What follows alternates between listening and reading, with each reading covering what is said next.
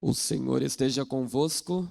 Ele está no meio de nós. Proclamação do Evangelho de Jesus Cristo segundo João. Glória a vós, Senhor.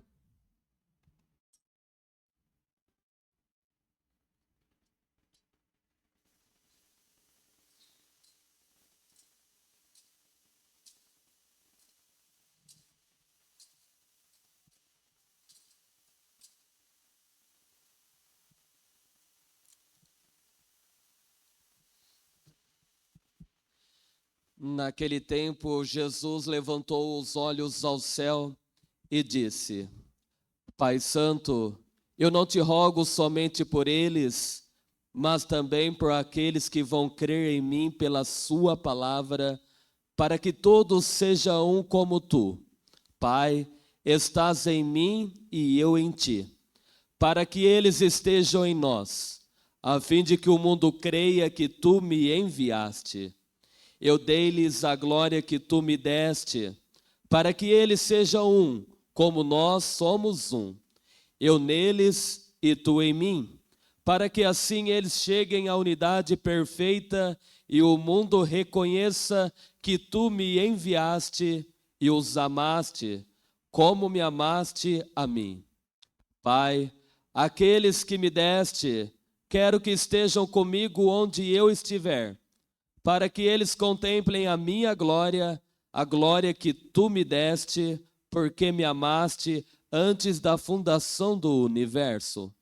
Pai justo, o mundo não te conheceu, mas eu te conheci, e estes também conheceram que tu me enviaste. Eu lhes fiz conhecer o teu nome, e o tornarei conhecido ainda mais, para que o amor com que me amaste esteja neles, e eu mesmo esteja neles. A palavra da salvação. Glória a vós, Senhor.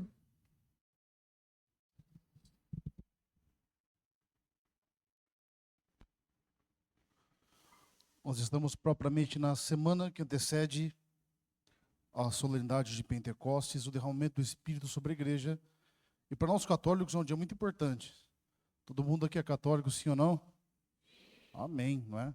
Se vamos ver as 4 etapas de fundação da igreja, como já lhes disse algumas vezes, a igreja começa no Natal do Senhor, mas no seio da Virgem Santíssima, quando ela concebe o seu amado Filho, que ali é formado o Cristo cabeça. Depois, os 3 anos de ministério de Jesus, é como se fosse a espinha dorsal da igreja que vai se formando. Quando o Senhor se entrega e acontece a sua paixão, morte e ressurreição, acontece o 3º estágio. E a igreja sempre entendeu que do lado aberto, onde joga sangue e água, a prefiguração dos sacramentos do batismo, da Eucaristia, e em João acontece também em Pentecostes, quando o Senhor entrega o seu Espírito. O 4º estágio da igreja é propriamente Pentecostes. A igreja ela é pentecostal, ela vem de Pentecostes, porque é o momento no qual o Espírito Santo é derramado sobre a igreja e ela recebe a missão de evangelizar. A missão de evangelizar não é dos padres, dos bispos, do Papa, dos religiosos. A missão de evangelizar é de todo batizado. Se um dia você foi batizado e inserido em Cristo, você foi inserido numa história muito maior que a sua, e a missão nossa é propriamente evangelizar. Então, essa semana que Jesus reza pela unidade, ele não reza pela unidade enquanto uma logística, enquanto uma governabilidade da sua igreja. A unidade é colateral, é consequência da presença do Espírito Santo. E é propriamente essa presença que garante que nós sejamos unos. E essa unidade tem uma base, que é a verdade, que para nós que cremos, a verdade não é algo, a verdade é alguém. E alguém que tem rosto, alguém que viveu entre nós. A verdade é propriamente Cristo, a palavra eterna do Pai que se encarnou por amor de nós. Isso que é ser igreja. Por que eu estou dizendo tudo isso? Primeiro, porque nós estamos celebrando as vésperas de Pentecostes. E segundo, porque é importante que nós entendamos que a igreja não é simplesmente algo material. Por exemplo, quando eu cheguei aqui, a igreja era um pouquinho diferente, sim ou não? O pá também era um pouquinho menor. Essa risada é matéria de confissão já, inclusive. Depois você vai. Sorte sua que não vai ser comigo, viu? a gente pode cair na ilusão de achar que esses efeitos, essas questões materiais, elas são a igreja. Elas só são expressão. Por que essa igreja é bonita? Quando nós começamos a reforma, nós tínhamos esse projeto de reforma desde 2019, quando eu comecei aqui, o Geraldo sabe isso aqui, o Carlinho, o pessoal. Nós trabalhamos muito para que isso acontecesse, para que ela expressasse aquilo que ela é. Quando uma igreja é dedicada a um santo, é que ela foi dedicada a Nossa Senhora de Fátima, não é simplesmente pela importância do santo e a santa, mas pela mensagem que ela porta. E, portanto, se você lê as aparições de Nossa Senhora em Fátima, diversas vezes ela vai falar sobre sacrifício, perdão, vai trazer várias vezes essa temática. E talvez nós pudéssemos centralizar a mensagem de Fátima, é um pedido de reconciliação e de conversão. É isso que acontece em Fátima. Tanto que se você entrar, quando você entra na igreja, tem os 3 corações, que foi, inclusive, a Lu que deu a ideia. O Sagrado Coração de Jesus, o Imaculado Coração de Maria, o Castíssimo Coração de São José. A imagem que foi colocada ali à frente, quando nós pensamos ela, que o povo estranhou, mas é para que todo dia que você entrasse aqui, ela que fosse a primeira que recebesse na casa do seu filho. E hoje muitas pessoas param ali para rezar. Quando você entra na igreja, você vai ver uma imagem em pedra ali de Nossa Senhora de Fátima, os pastorinhos, que nos lembra o primeiro ciclo das aparições. Se você entra aqui na igreja, você vê esse corredor central, você vê que o mármore, esse aqui é um quartzo, na verdade, essa pedra, ela é vermelha, lembrando o sacrifício de Cristo, só que tem uma linha azul, que ela vem do começo, e ela chega até o altar, que nos lembra a Nossa Senhora, que vai sempre nos trazer para o seu filho. Se você entra aqui um pouco mais atento, você olha à direita de vocês aqui, vocês veem o primeiro ciclo das aparições, o ciclo angélico. Inclusive, ele ficou morrendo de vergonha, meu irmão ali que está ali. Não estou morrendo para você não, viu, filho? Para os anjos ali. Ó. Inclusive, tem um erro nessa imagem, porque ali, essa aparição é quando eles recebem a comunhão do anjo. Isso acontece em 1916. O senhor perguntou, padre, cadê a hóstia? Eles tinham comungado aí já, então só foi o relato de quando eles estavam fazendo ação de graças. Tem que ter uma resposta para tudo, né?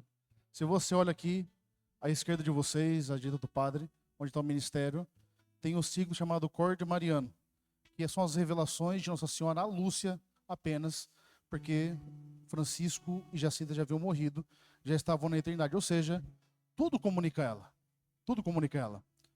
E quando nós começamos esse projeto aos poucos, Deus foi inspirando, através de erros, acertos, a gente foi ajeitando o que se precisava para que essa igreja fosse um local onde as pessoas chegassem e sempre tivesse um sacerdote para atendê-las, alguém para atender sua confissão, abençoar alguma coisa, que você conseguisse participar da Santa Missa. Não estou falando para julgar ninguém, mas meu povo aqui de Américo sabe a dificuldade que nós sempre tivemos lá, né? De ter missa diária, por exemplo. Acho que até hoje é difícil, por causa da programação da paróquia, pela causa das comunidades, não é por causa dos padres, não é isso que o padre está dizendo, mas aqui é um local que, se você chegar e se você se organizar, você consegue viver uma vida séria como católico. É isso que é o objetivo. É por isso que, se você vê, em tudo está aqui, você não vai ver nenhuma placa com o meu nome, com o nome de quem fez as coisas, porque qual foi minha intenção desde sempre? Olha, apesar dos meus apesares, apenas não atrapalha Deus. Só que isso que eu aprendi na vida. Só não atrapalha Deus. Só não coloca obstáculo que Ele faz a obra. Gente, se tem coisas que me fazem ficar feliz por ser padre, fora o povo aqui, vocês, a convivência, são as conversões que aconteceram sem esforço algum nosso. Uma delas fez catequese, nem sei se está aqui hoje. Diz que nasceu numa família que não tinha pai nem mãe, uma família a acolheu. E eram pais ateus. Nunca entrou numa igreja, nunca rezou com a família, mas um dia, passando por aqui, ela viu a imagem de Nossa Senhora. Ela sentiu vontade de entrar. Ela entrou. Ela se sentiu amada. Ela não sabe explicar por quê. Ela entrou, fez catequese e recebeu o sacramento ano passado aqui. Outro dia, inclusive talvez ela esteja aqui hoje, protestante há 41 anos, passou. Aquele telão que eu inventei de pôr aqui, lembra? Foi 10 parcelas, sussuada. O João daqui não pôde estar aqui hoje. O pouco de cabelo que ele tem é por culpa minha. E ela um dia olhou que tinha uma igreja aberta 24 horas. veio para a igreja, a protestante mais católica rezava o terço todo dia, depois que veio para cá. Isso faz valer a pena. Só que isso não é mérito do Padre Jonas, não falo com falsa humildade. Isso é mérito nosso. Hoje a igreja aqui é conhecida como uma igreja que acolhe bem, na verdade. Como uma igreja que as pessoas se sentem bem. Então, para trazer, gente, que é uma construção que não tem um protagonista. Não tem um protagonista principal que está acima de todos. Quando a igreja se movimenta, ela procura fazer o que se faz, a coisa acontece.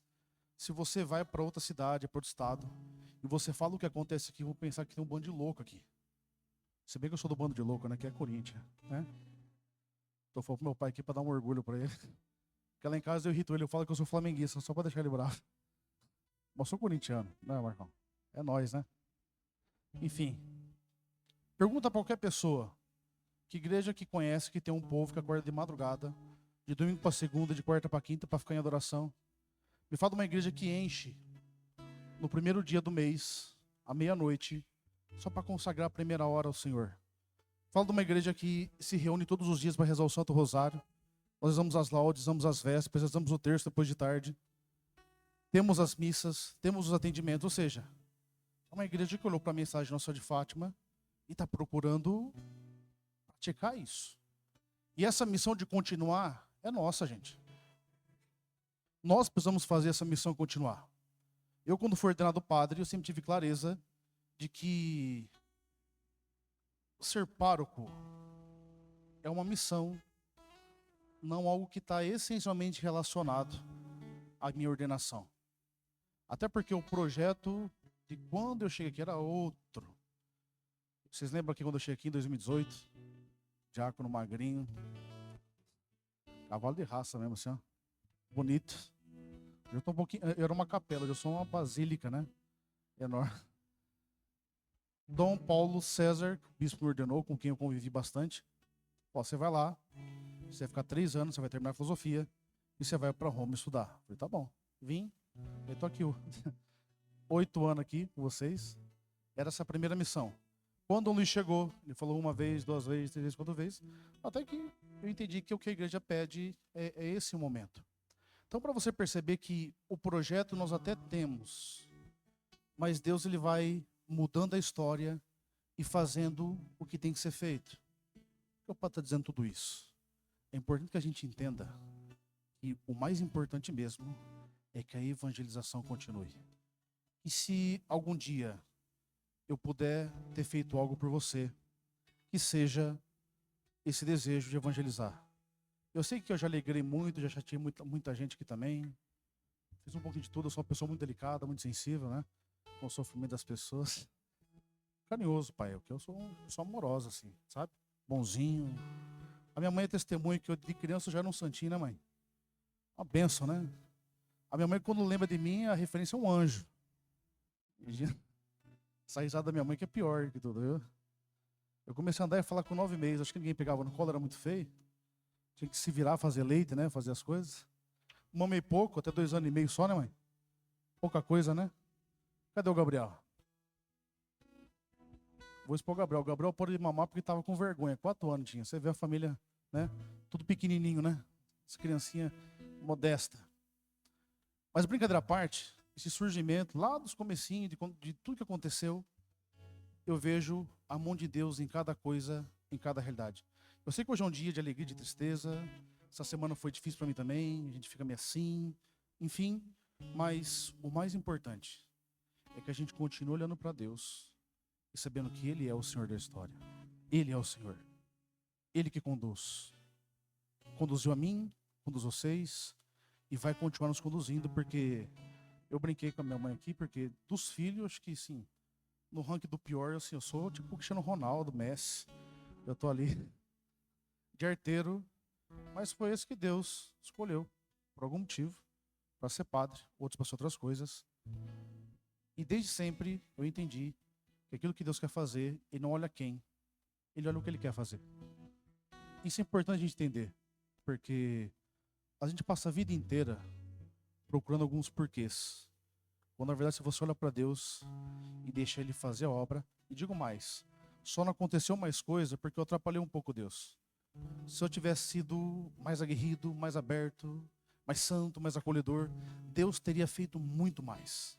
Porque Ele pode fazer infinitamente mais. Então, encerrando, eu quero que nós tenhamos hoje uma imagem que está lá nos livros de Esdras e Neemias, que o povo, quando for reconstruir o templo, teve um misto de sentimento no meio do povo. Os jovens estavam animados, jovem animado, sim ou não? Jovem, vão construir, eles vão para cima. Só que os velhos tinham visto o templo antigo.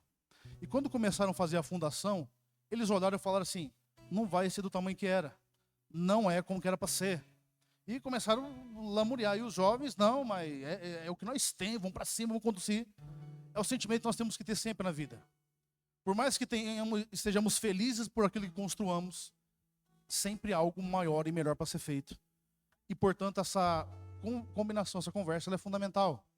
E, gente, é tão bonito o projeto que acontece aqui, que quando ficou certo da minha transferência, o CAEP, que é o Conselho Econômico, eu quase não dei trabalho para eles, eles foram falar com o bispo, falaram: tem que continuar o projeto.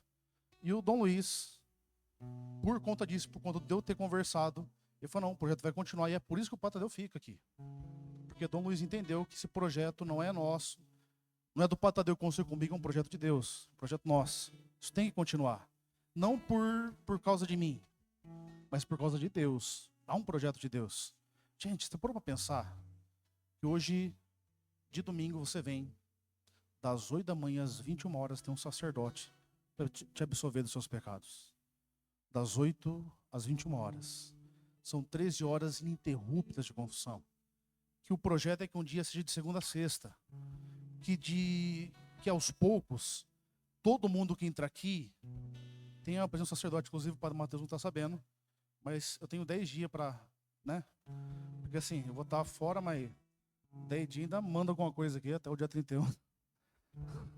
O Padre Mateus, ele vai atender 8 horas de confissão, né? O dia menor, mais tranquilo. E 13 horas no domingo, então você fica sabendo, padre. Domingo das 8 às 20 horas. Ó, o Padre Mateus, que cilada. Eu pensei que ele era ruim como professor, como padre, agora pior ainda. Brincadeira, filho. São só 18 horas, assim, de vez em quando. Mas o projeto é esse. Então, gente, que hoje seja um dia de celebração. Seja um dia de olhar para Deus e ver tudo que Ele fez. Por exemplo, olha, gente, quanta coisa nós fizemos aqui, né? O povo das festas aqui, tá? A Patrícia. Levanta a mão, o povo que já fez festa comigo aqui. As equipes fritou pastel, e pagava coisa, e inventava, e fechava a rua, e briguei com o rapaz do poço umas perto de vezes aqui. Depois nós ficamos amigos depois. Então, amigo até hoje, né? Nem parece mais aqui. Aí depois foi acontecendo muita coisa. O bolo de Nossa Senhora, levanta a equipe do bolo aqui, que a cada ano inventa uma surpresa, né? Teve um ano que nós fizemos 15 tábuas de bolo. Esse ano eu falei, profetizei, inclusive ganhei do Carlinho, né? Eu sempre acerto, né? A verdade é essa. Dos pedaços de bolo, enfim. Quando nós já vivemos, o povo do Forja, levanta a mão aqui, o povo do Forja. Quanta graça, quanta conversão, não é verdade? Quanto que Deus fez? E, gente, só fez porque nós abrimos o coração e deixamos Deus ser Deus em nossos corações. Cadê o povo da célula que está aqui hoje? Hoje é a nossa grande célula também. Eles vão estar aqui conosco na adoração também. Pessoal, hoje nós estamos caminhando para a multiplicação, seremos 13 ou 14 células. Olha que benção. O ministério que está aqui há pouco tempo, né? Não, Dô? Quanto tempo? 30 aí? 30 anos. Eu era uma criança, eu já estava tocando bateria aqui na igreja. Enfim, é para ver que uma história continua. Quando eu cheguei, as crianças já tudo pequenininha, né? O tamanho desse marmanjo aqui, ó. Enfim, a coisa vai acontecendo. Então que nós possamos hoje entender que há algo de Deus, que somente nós podemos parar ou podemos continuar. Mas depende de nós, depende de mim, depende de você, a obra tem que continuar. Amém? Fecha seus olhos. Baixa sua cabeça. Peça ao Senhor hoje essa graça. Fala para Deus o quanto você quer viver para Ele. O quanto você quer viver esse projeto. O quanto você pretende se entregar inteiramente a Ele. Coloca a sua vida nas mãos do Senhor hoje.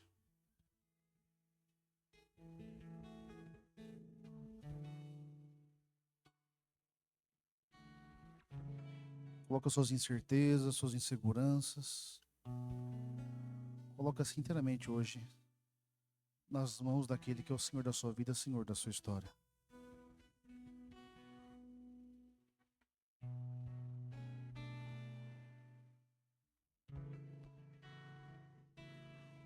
Amém.